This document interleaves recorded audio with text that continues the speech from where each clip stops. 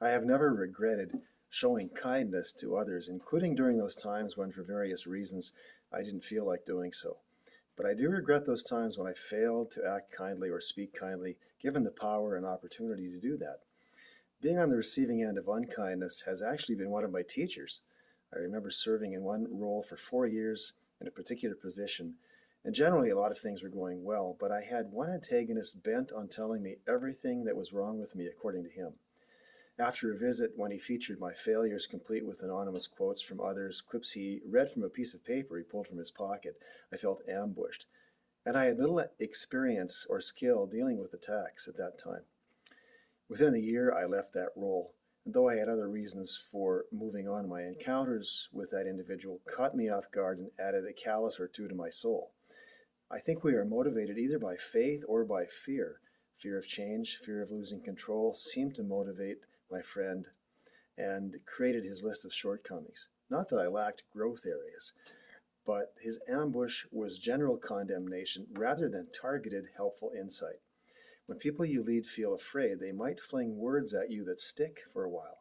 So how can we respond with kindness without submitting to generally abusive behavior or retaliating?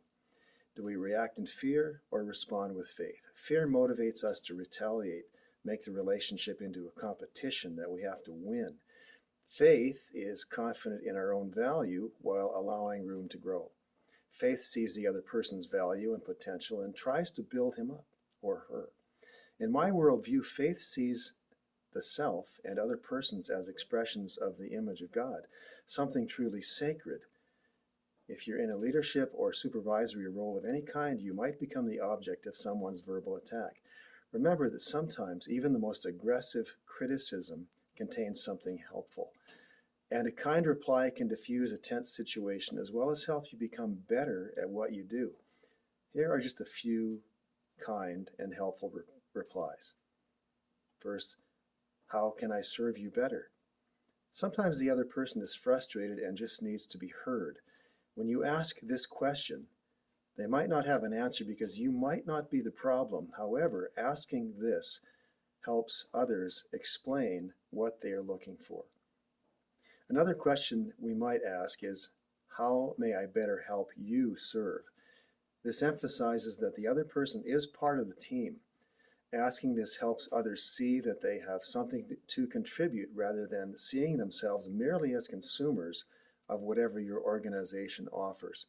And finally, it is okay to ask, are you all right? Not that you want to turn confrontations into counseling sessions, but sometimes others are aggressive with leaders because they're hurting over some unresolved issue, often left over from another time and place.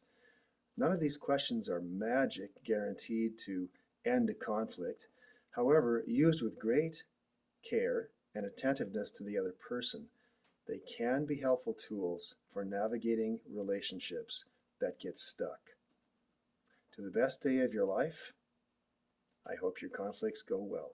For more thoughts about making the most of today, you can ask your local bookstore to order a copy of my book, The Best Day of Your Life, or visit indigo.ca or amazon.ca, and have a best day.